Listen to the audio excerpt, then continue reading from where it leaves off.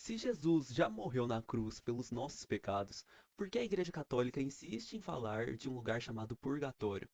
Será que isso não seria duvidar do sacrifício perfeito de Cristo? Alguns dizem que o purgatório é uma invenção medieval ou uma forma de medo e controle. Mas será que é isso mesmo? Neste vídeo, vamos te mostrar que o purgatório é, na verdade, uma expressão da justiça e da misericórdia de Deus. Vamos explorar o que a Bíblia realmente diz sobre isso, o que os primeiros cristãos acreditavam, como a igreja entendeu essa realidade ao longo dos séculos e por que isso importa diretamente na sua vida espiritual. A verdade é que o purgatório não é um obstáculo à salvação. Ele é uma ponte de purificação para quem já foi salvo, mas ainda precisa ser completamente transformado pelo amor de Deus. Se você nunca ouviu isso antes, prepare-se, pode mudar a sua forma de ver a eternidade. Muita gente pergunta, mas onde está o purgatório na Bíblia? E a resposta é: ele está lá, não exatamente com esse nome, mas com toda a lógica por trás da doutrina. Assim como a palavra trindade também não aparece, mas está claramente revelada com base nas Escrituras. Vamos começar por 2 Macabeus 12:46, capítulo 12, versículo 46. Ali está escrito: É santo e salutar orar pelos mortos, para que sejam livres de seus pecados.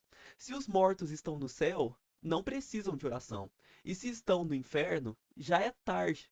Então por que rezar por eles? Por que há um terceiro estado, um lugar de purificação? Agora veja, Primeira carta aos Coríntios, capítulo 13, versículo 13 ao 15.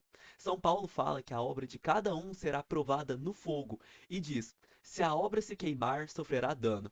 Ele, porém, será salvo, mas como que através do fogo. Está falando de salvos que ainda precisam ser purificados. Isso não é o inferno, porque ali ninguém é salvo. E não é o céu, porque ali não há sofrimento. Isso é exatamente o purgatório.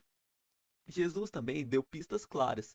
Em Mateus capítulo 5, versículo 26, ele diz: Em verdade te digo, não sairás dali enquanto não pagares o último centavo. E em Mateus capítulo 12, versículo 32, ele fala que certos pecados não serão perdoados, nem neste século e nem no futuro. Ora, se há pecados que podem ser perdoados após a morte, então há uma realidade de purificação posterior, entrando em comunhão com o que foi escrito tanto em Macabeus, um livro deuterocanônico, quanto nas cartas aos Coríntios escritas por São Paulo. Agora, sobre a tradição apostólica. Se o purgatório fosse uma invenção posterior, como muitos afirmam, nós não encontraríamos nenhum vestígio dessa crença nos primeiros séculos do cristianismo, mas a verdade é exatamente o contrário. Os primeiros cristãos já rezavam pelos mortos. Nas catacumbas, os túmulos subterrâneos dos mártires, encontramos inscrições como: Ore por meu pai, ofereça sacrifícios por minha alma. Orações pelos falecidos só fazem sentido se a alma ainda puder ser ajudada. E isso exclui o céu e o inferno. Mais uma vez, a lógica aponta para o purgatório.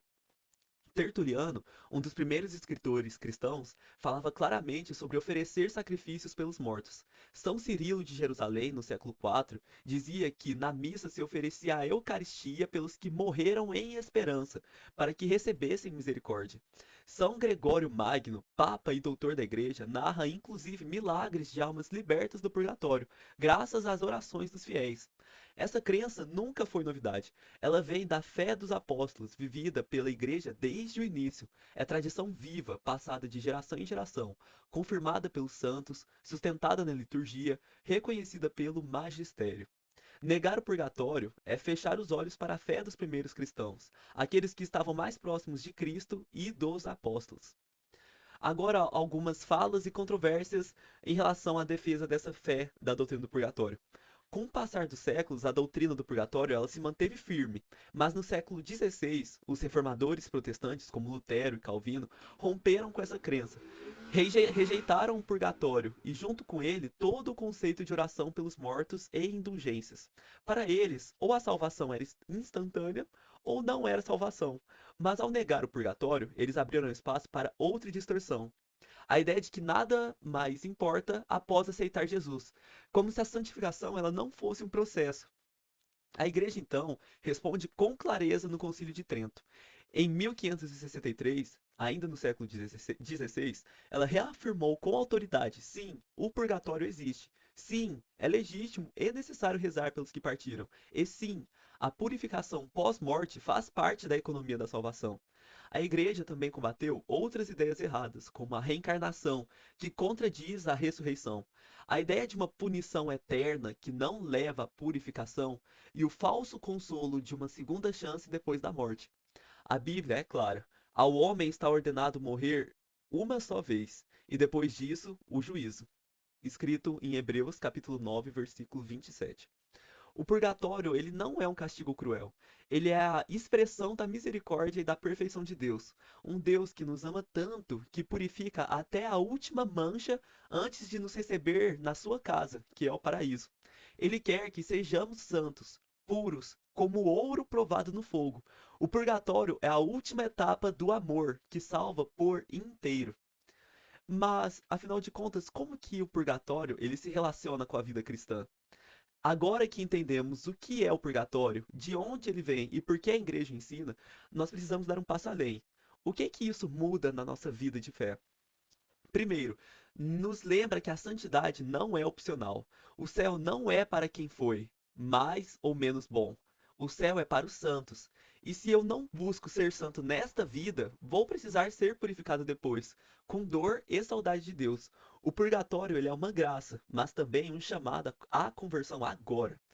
Segundo, nos ensina o valor da penitência. Hoje se prega um cristianismo confortável, que evita a cruz. Mas Jesus disse: quem quiser me seguir, tome a sua cruz. A purificação que poderia acontecer no purgatório pode ser abraçada já, nesta vida, com jejum, confissão, caridade, oração sincera e entrega. Isso não é ganhar a salvação, mas cooperar com a graça que a realiza. Em terceiro, o purgatório nos conecta com os mortos. Se a morte não separa os membros da igreja, então podemos e devemos rezar por nossos irmãos que partiram. Nossas orações e missas têm poder de aliviar o sofrimento deles e apressar sua entrada no céu. Isso é o amor verdadeiro. Isso é a comunhão dos santos. O purgatório, ele não nos afasta de Jesus, ele nos aproxima, porque mostra que Deus leva a nossa salvação a sério e que nenhuma impureza entra em sua presença. É o fogo do amor que nos prepara para o abraço eterno com o Pai. E agora, para nós concluirmos, qual que é a conclusão que temos? O purgatório, ele não é uma ameaça, ele é um presente de Deus. É o cuidado de um Pai que nos ama tanto e que nos limpa antes do banquete eterno. É a esperança de que até nossas fraquezas, se entregues a Cristo, serão transformadas em santidade. Hoje você entendeu que o purgatório, ele está na Bíblia. Foi vivido pela igreja desde os primeiros séculos, reafirmado contra as heresias e continua sendo um dos maiores sinais da justiça e da misericórdia divina. Agora é com você. Reflita. Tenho buscado a santidade ou estou vivendo uma fé morna, superficial? Tenho rezado pelas almas do purgatório, especialmente pelos meus entes queridos. Tenho oferecido sacrifícios, missas, boas obras por eles. Se você é católico, valorize essa doutrina. Viva, ensine-a. Se você ainda não é ou tem dúvidas, pense nisso. O céu é perfeito e nada impuro entra lá. Você está disposto a ser purificado por amor? Porque Deus está disposto a te purificar. E se esse vídeo te ajudou, deixa o like, compartilha com alguém, se inscreve no canal e sugere os próximos temas, que o próximo vai ser sobre a fundamentação dos livros deuterocanônicos e porque a Igreja Católica tem 7 livros a mais do que a protestante.